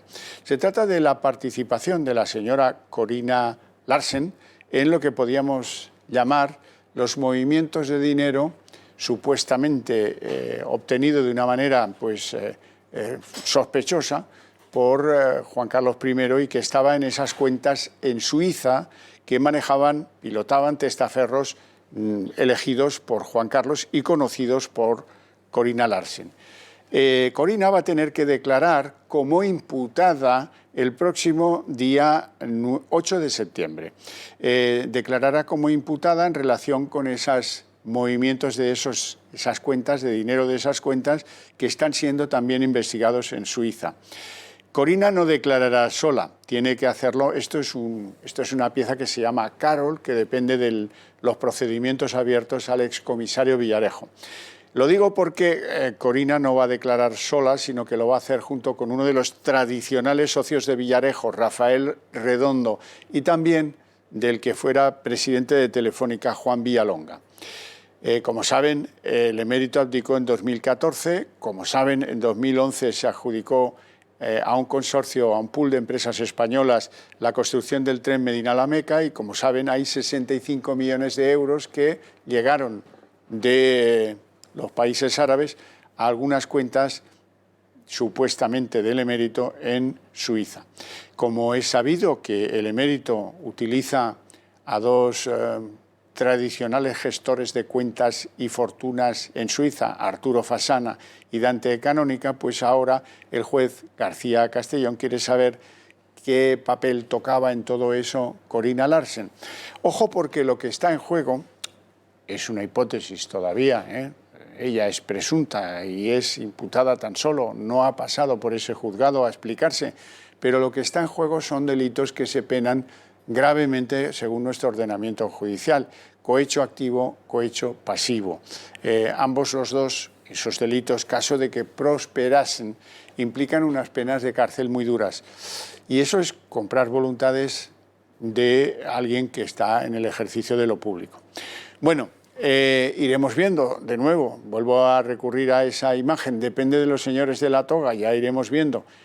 Septiembre llegará enseguida, con unos cuantos rebrotes, ya estaremos en el 8 de septiembre, la veremos pasar por los tribunales y a ver qué es lo que cuenta Corina. La base del caldo de ese procedimiento judicial, lógicamente, son las inmensas cantidades de horas que tiene grabadas Villarejo y lo que ella le cuenta al propio Villarejo y que hemos ido conociendo en los últimos tiempos. Pues los gastos, las compras, las salidas, las entradas, 2 millones de euros para comprar casas en Suiza, no sé cuántos para un apartamento en Londres, esto era un regalo, todo eso que ha ido contando las cintas de las grabaciones que le hizo Villarejo en Londres y no solo en Londres a Corina Larsen. Bueno, y dejo lo de Corina ya para introducirme en una decisión que ha tomado el Tribunal Constitucional hoy que es interesante. Resulta que nuestro Tribunal Constitucional, que parece que no avanza en otras causas, por ejemplo, la que nos tiene que decir si el estado de alarma era constitucional o no. Esa está parada, ya nadie se acuerda de lo que era el estado de alarma. Pero bueno, hoy ha avanzado en algo pues probablemente también urgente, ha decidido no suspender el cumplimiento de la condena que impuso el Tribunal Supremo a esa mujer que ven la que veían antes, Carme Forcadell, la presidenta del Parlamento catalán en aquellas jornadas demenciales del 1 de octubre. Esta mujer, que era la que desde el Parlamento apretaba para la independencia, pues fue condenada y ahora pretendían que se suspendiera el cumplimiento de esa condena. El Constitucional ha dicho que no están lesionando derecho alguno de la señora Forcadell y que tiene que continuar cumpliendo esa condena. Bueno, para que luego digan que no trabajan en el Constitucional, pueden decirlo con toda autoridad, hace 10 años que tienen un recurso sobre el aborto que ese duerme el sueño de los justos, ni más ni menos. Y luego algo prodigioso. Hoy tenemos un gran territorio mágico que nos aporta Félix Tezanos, el gran mago del Centro de Investigaciones Sociológicas, el CIS, o lo que queda de él. Bueno, tan solo hace 12 días que leíamos una de las encuestas del CIS que hablaba de intención de voto. Ya tenemos otra, yo no sé, es que las hace cada 12 días. Esta es más mágica que las anteriores. Resulta que el Partido Socialista Obrero Español, en mitad de todo este lío y antes del supuesto éxito en Europa de Sánchez, aumenta su ventaja respecto del control de la sociedad española o de las decisiones de voto de los españoles según la encuesta. Hasta el 32,4% del voto captaría la formación de Pedro Sánchez. Pero eso no es todo. Es que Unidas Podemos, que está en franca decadencia, como hemos visto en Galicia, hemos visto en el País Vasco y hemos visto en las páginas judiciales de cualquier medio de comunicación, también crece. Debe ser porque están cerca de Peter, pero el caso es que también crece. Crece tanto Unidas Podemos que le arrebata a Vox la condición de tercera fuerza del mapa político español. Y esto ya sí se lo podían esperar. Según Tezanos, y no se sabe muy bien qué explica ese fenómeno, pero el Partido Popular perdería comba, perdería 1,8 puntos en 12 días, que es una cosa pues bien complicada si se tiene en cuenta que no ha pasado nada en el Partido Popular conocido que justifique esta caída tan espectacular. Pero bueno, son las cosas de Tezanos, la voz de su amo, his master voice. Cada 12 días va a destrozar el CIS, no van a quedar ni las piedras ahí. Y bueno, tengo que hablarles también de algo que ha tenido lugar este fin de semana, que es interesante porque lo van a ver desde un ángulo distinto, desde dentro del bar donde se produjeron los incidentes de Monedero en Sanlúcar. ¿Qué pasó? Me cuentan testigos presenciales que al entrar Monedero este gran figurante de Podemos, entró, se sintió un poco incómodo y empezó a contar que aquello era un bar de pijos, el sitio donde me habéis traído es un bar de pijos y un bar de caballitos, en referencia a algunos elementos decorativos que glosaban la cultura taurina tan tradicional en Andalucía y en Sanlúcar. ¿Cómo fueron los acontecimientos? Pues quiero que lo vean desde dentro del bar, que son imágenes que seguramente no habrán visto.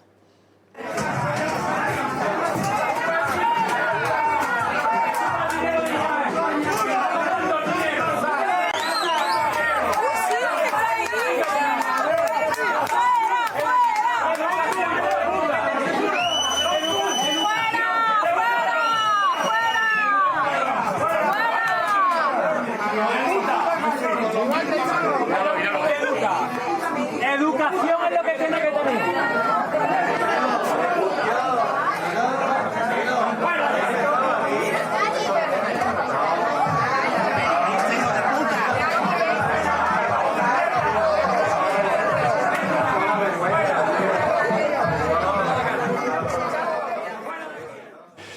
Bueno, insultos sí que hay, ahora escrache, pues no sé yo, me da que poco. Él está ahí, se mueve, deambulas, un fino, su cervecita, lo que sea. En fin, bueno, hemos pensado que sería bueno recopilar qué es lo que pasa con los turistas ingleses. Ahora lo vemos.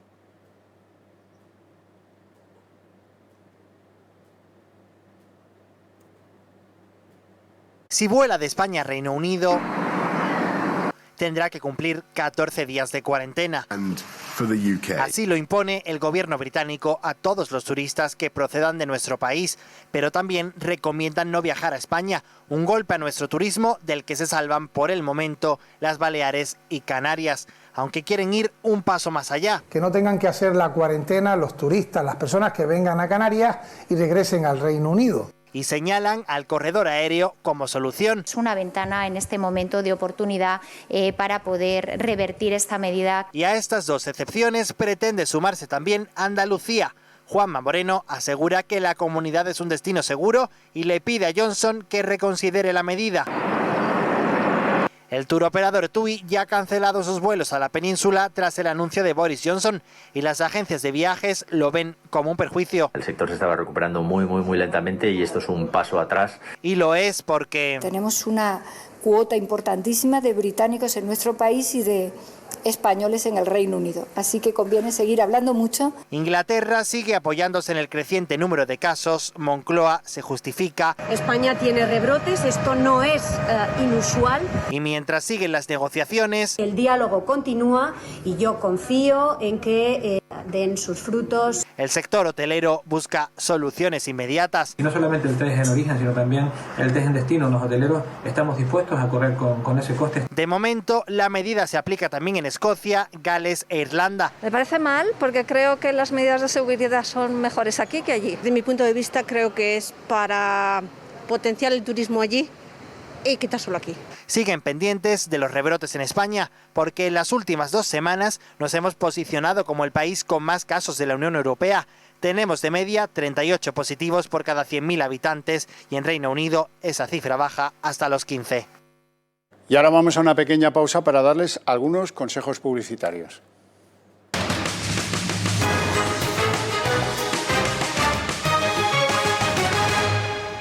Pues ya me acompañan aquí desde hace unos minutos don David Gómez, abogado. Muy buenas noches. Muy buenas noches. Bueno, tardes debiéramos decir, sí, porque mientras hay luz solar, tarde mejor. Don Juan Carlos Bermejo, muy buenas tardes. Muy buenas tardes.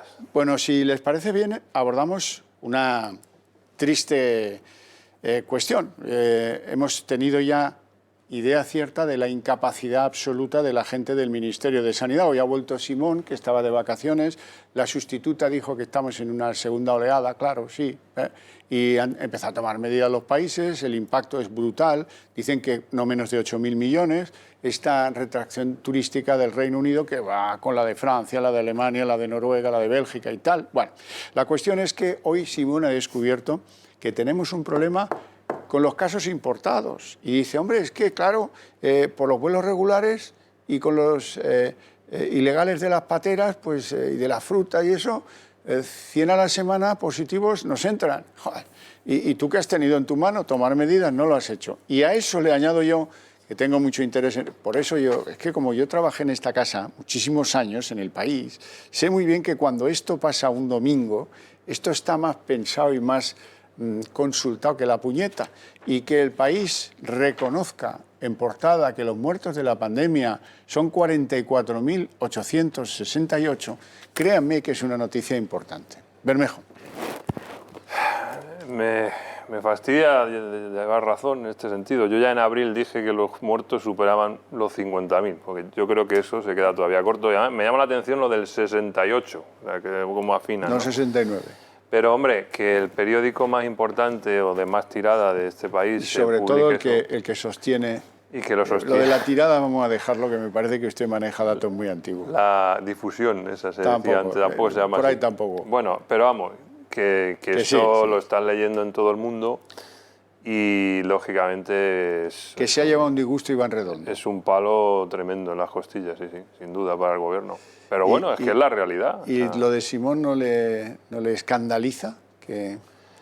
A mí Simón creo que se merecía estas vacaciones. Lleva mucho tiempo ya sin vacaciones, tenía el hombre una ojera ya. Si fue la semana pasada a surfear a Portugal y ya está otra vez de vacaciones. Si es que la sustituta aún es peor, si yo no sé dónde los eligen. Nada. No sé ni quién los elige ni de dónde los sacan. Piense usted que si viene alguien será todavía peor. David.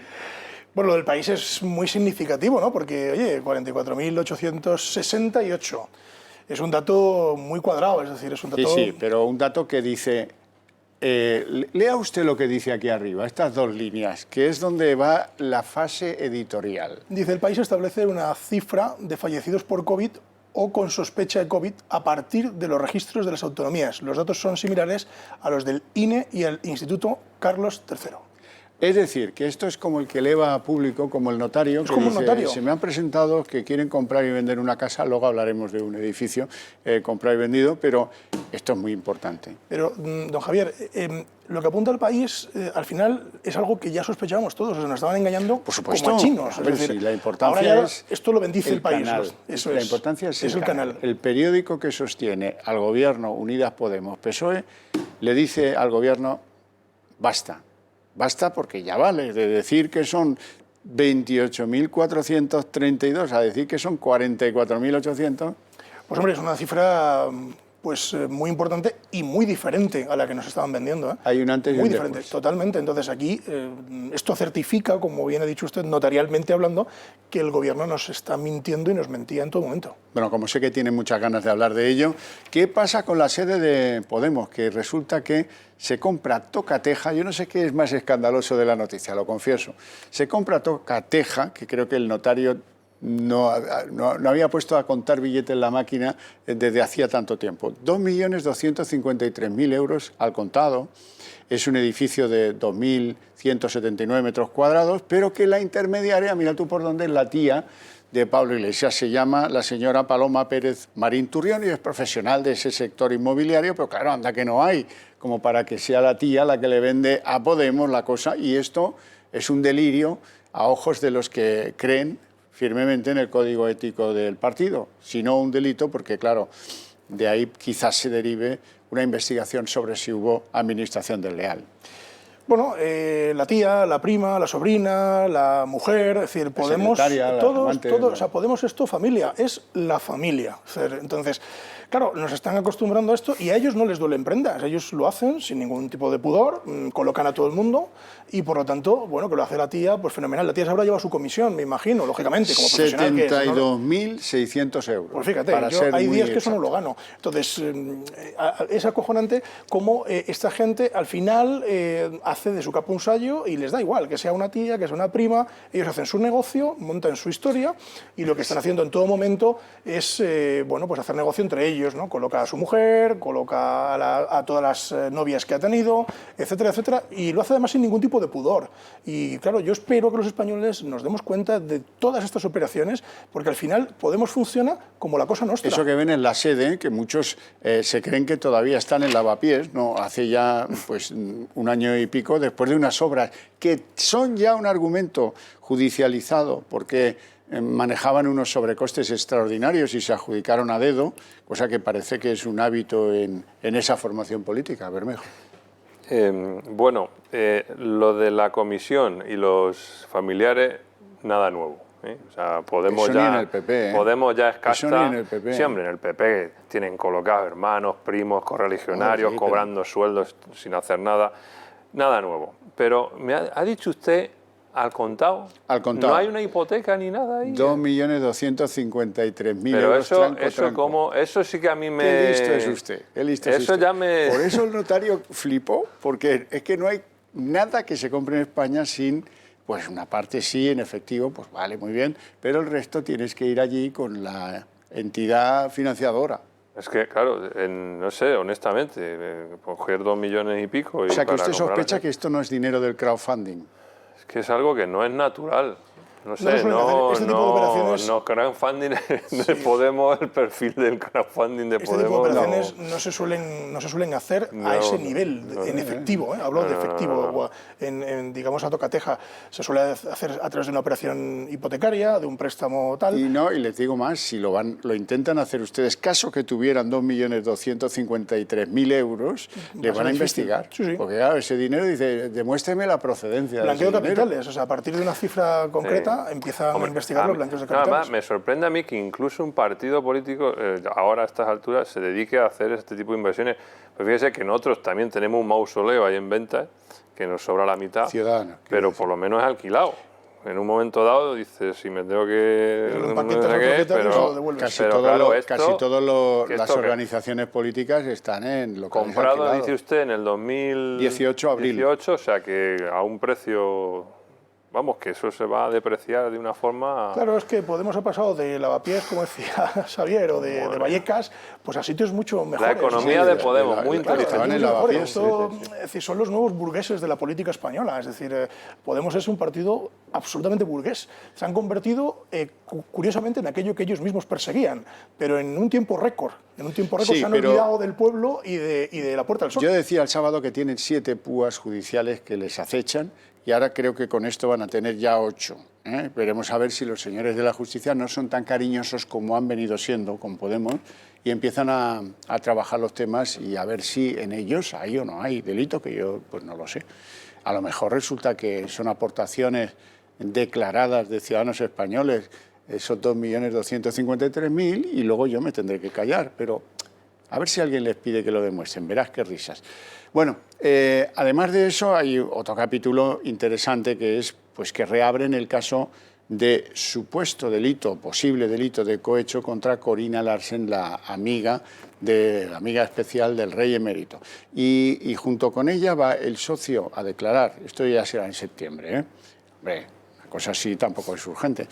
El socio de Villarejo, que se apellida Redondo, Rafael Redondo, y uno que fue presidente de Telefónica, Juan Villalonga. O sea, estamos hablando de dinero del rey en Suiza, estamos hablando de si hubo cohecho o no, si fueron pagos de los jerarcas saudíes o de qué demonios estamos hablando. No lo sé, pero nos empezaremos a enterar el día 8 de septiembre.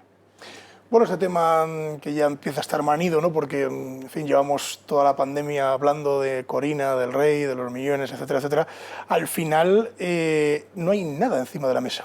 Veremos a ver qué es lo que ocurre si reabren este asunto, pero judicialmente hablando no tienen absolutamente nada en este momento. Con lo cual, no sé si va a haber cohecho o no hay cohecho. Lo que está claro es que es declaraciones de una señora que manifiesta estas cuestiones, tanto al comisario Villarejo como a Villalonga, que creo que participó en aquellas conversaciones que se grabaron, que grabó el comisario, y no tienen mucho más, o sea, aparte del testimonio de esta señora, que parece ser que ahora se retira. Por eso he sido prudente, porque a lo mejor después del testimonio le retiran la imputación, ahora se llama investigada. Investigado, ahora se llama investigado. Ya veremos lo que pasa, porque todo está cogido con las conversaciones que grabó el tal Villarejo. Bermejo. Lo que sí que es evidente es que el antiguo monarca pues, ha hecho cosas de aquella manera. No sé si el país se puede permitir estas cosas. Alguno diría, no ha cogido trincado del Estado, no ha cogido fondos públicos, los llama, ¿no? como hace la industria política. Pero honestamente esto nos da una imagen bastante lamentable y cada minuto que pasa que él no sale al menos a pedir perdón, como ya hizo con lo del elefante, pues ahora más que el elefante ya lo que tenemos aquí es un zoo y debería, no sé, por dignidad, pero sobre todo por respeto a los españoles que tanto le hemos mostrado nosotros durante tantos años, ¿no? A él, pues un poco en este sentido. Bueno, lo que supongo que querrá saber el juez, que es Manuel García Castellanos, si eso, hasta donde ella sabe, es un regalo de los monarcas o tiene que ver con aquella operación del tren famoso a alta velocidad a Medina la Meca o las circunstancias de cómo llega ese dinero a Suiza y cómo ponen unos testaferros, si son o no testaferros, y ese tipo de detalles que no son menores a la hora de abrir una investigación penal. Entonces, si se demuestra finalmente que es un regalo de rey a rey, aquí tenemos que pegar carpetazo al asunto, pero directamente. Es decir, es una cuestión que y luego está es muy importante la cosa temporal, si eso se produce antes de la abdicación o ha habido uso de esos fondos posteriores. De hecho, no es nada extraño, precisamente de la monarquía saudí, don Juan Carlos ha recibido, conocido por todos los españoles, regalos que hoy forman parte del patrimonio nacional. Este no. Este en concreto no. Pero 65 millones de euros. Claro, los Ferraris no, pero yo estoy el delito. Con eso se compra un barrio Pablo Iglesias. Sí, bueno, un barrio, un país entero casi. Varias sedes. Sí. Quiero que vean el CIS de Tezanos. Tezanos produce una encuesta cada 12 días. Este CIS es una cosa portentosa. Fíjense con la que está cayendo sobre este gobierno, pues dice que el PSOE ha aumentado su ventaja de una manera increíble, ya controla el 32,4% del voto, pero no solo eso, todavía es más inaudito que Unidas Podemos, con la leche que se dio en Galicia y en el País Vasco, está mejorando posiciones a ritmos insólitos. Ya es tercera fuerza por delante de Vox en número de diputados, si según Tezanos se hicieran elecciones generales en este momento. Y naturalmente, esto ya no sé ni por qué lo digo, el Partido Popular, según Tezanos, bajaría 1,8 puntos. Bueno, ¿cómo lo ven? Bermejo. Bueno, están mirando lo que da Ciudadanos y necesita gafas para ver de lejos, porque os da tan poco no, hombre, no está mal, que ni se ve. No, hombre, no está mal. Un 8,7 ya lo firmaríamos este año. A ver, hay dos encuestas... Es verdad que os lleváis bien con el gobierno. Entonces, ahora, eso puede que dobla. La próxima, dentro de 8 días, doblará. Tranquilo. Hay dos encuestas que se publicaron este domingo que yo creo que sí reflejan la imagen fiel de lo que está pasando. Además, las dos eran muy parecidas y que sí que parece que no le están penalizando al gobierno tanto como se pensaba. Es decir, estas dos encuestas están en torno al 29% de intención de voto. No es un 32, pero es un 29. Y sí le lleva una distancia de 4 puntos al PP, que eso es lo más significativo. El resto, bueno, yo creo que sí, que efectivamente Podemos está un poquito inflado y Vox probablemente está un poquito infravalorado en ese entorno. Y nosotros probablemente también estamos sobrevalorados. Pero bueno, lo importante es ver la distancia entre el PSOE y PP ahora mismo. David. Si Tezanos hace las encuestas con la misma... Como las hizo en Galicia. Como las hizo en Galicia, pues, en fin, vamos a ver. Y sobre todo... O en Andalucía. Exacto. Que los que tenemos memoria en este país estamos muy fastidiados. Que los ministros reciben a Pedro Sánchez en el Consejo de Ministros. Con aplauso. La recibirán todos los días, así, con aplausos, además grabado. Bueno, pues, hombre, vemos la encuesta y al final, hombre, yo tengo mis dudas que esto sea una foto real o aproximada de lo que efectivamente está ocurriendo en la sociedad española. Pero si me permitís, a lo mejor también forma parte del verano, es decir, que vamos a ver qué ocurre en septiembre-octubre, que ahí es donde nos vamos a batir el cuerpo a cuerpo con el tema social, económico, etcétera, etcétera. A partir de septiembre-octubre empezaremos a ver las cuestiones que nos van a afectar y mucho, y veremos cómo empieza a cambiar esta foto, pero desde luego el CIS de Tezanos nos tiene acostumbrado a estas cosas, dando por campeón permanentemente al PSOE, claro. El sector turístico ya ha empezado a ver ese otoño. Porque no hay un plan B, como le ha dicho hoy Casado, y porque además pues, no se ha hecho nada desde que levantaron el estado de alarma. Y eso que hay enormes cantidades de propuestas que han llevado los del sector turístico al gobierno para que se arbitrasen pasillos, seguros, no sé qué, pruebas con los turoperadores, nada de nada, y al final ha venido lo que ha venido, ¿no? Es tremendo lo que está ocurriendo ahora mismo. Es decir, yo personalmente había pronosticado que caería este año el turismo como mínimo la mitad de lo que, o sea, 8 puntos de PIB. Y esto va a ser mucho peor. O sea, después de los rebrotes estos que está habiendo, de esta irresponsabilidad que estamos viendo en diversas comunidades autónomas y en las que no dicen la realidad, y estas cancelaciones, ¿no?, y estas cuarentenas que nos están imponiendo algunos países, esto va a ser tremendo. Pero nos vamos a más del 20% Carlos, de caída este año. Si me permitís, yo he estado la semana pasada en Tenerife, en un juicio. Y he tenido tiempo para bajarme al sur, a la Playa de las Américas, y he tenido tiempo para subir al Teide, hacer alguna ruta, ¿no? En la Playa de las Américas están prácticamente todos los locales cerrados, todos, ¿eh? Ojo, que yo eso no lo he visto nunca. Quien conozca un poco esa zona sabe que están casi 24 horas en marcha, o sea, cerrados, absolutamente cerrados. Pero en el Teide, que es un sitio turístico por naturaleza, cuando yo llego al Teide el día que he estado a hacer una ruta de montaña, estaba yo solo, con los operarios del parque. Entonces les pregunté, digo, oye, esto, dice, no, dice, llevamos así pues toda la pandemia, es decir, tenemos muy pocas visitas, dice, aquí no sube prácticamente nadie, mira que es una zona de montaña, ¿no? O sea, es muy dramático el asunto, el gobierno no está haciendo nada a este respecto, y cuando se cierre el poco turismo que hay de agosto, y aparte de septiembre, nos vamos a tirar de los pelos, ¿eh? Nos vamos a tirar de los pelos, octubre y noviembre va a ser un batacazo tremendo. Y bueno, el sector hotelero ahora mismo y el sector turístico está cogido con pinzas. Esta semana es muy importante porque se van a presentar datos económicos muy importantes, que son la EPA del segundo trimestre, la recaudación tributaria y de la seguridad social de junio y el PIB del segundo trimestre. Entonces, bueno, eso va a reflejar la imagen de la economía española. Por completar dos asuntos que ya hemos tratado en el debate, quiero que escuchen la gran polémica de este Simón, que además, no sé si contra quién juega, evidentemente contra los españoles, pero a favor de quién tampoco lo ignoro. Dice que está bien que no vengan los británicos, porque eso nos quita de problemas. Fíjate tú en lo que está. Vamos a escucharle.